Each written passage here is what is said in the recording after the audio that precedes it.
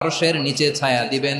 তার মধ্যে প্রথম শ্রেণীর ব্যক্তি হলো ইমামুন আদিল, যে ইনসাফের সাথে বিচার করে, যে জাস্টিস সমাজে সার্ভ করে, যে সুশাসন নিশ্চিত করে, ওই ইমামুন আদিল। আদিল শব্দটা বুঝছেন না? ইন্নাল্লাহা ইয়া'মুরু বিল আদল, পাইছেন?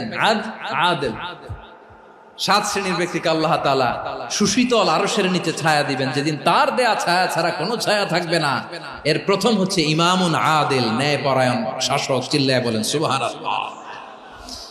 আবার বিশ্বনবী বললেন, ইন্নাল মুকসিতিনা ইনদাল্লাহি আলা মানাবিরা মিন নূর আন ইয়ামিনির রহমান। কিয়ামতের দিন যারা ন্যায় পরায়ণ হিসেবে আল্লাহর সামনে দাঁড়াবে, কিয়ামতের দিন রব্বুল আলামিন তার আরশের ডান দিকে ওই ন্যায় পরায়ণ লোকদের জন্য আরশের ডান দিকে একটা নূরের মিম্বারে তাদেরকে বসার সুযোগ করে দিবে।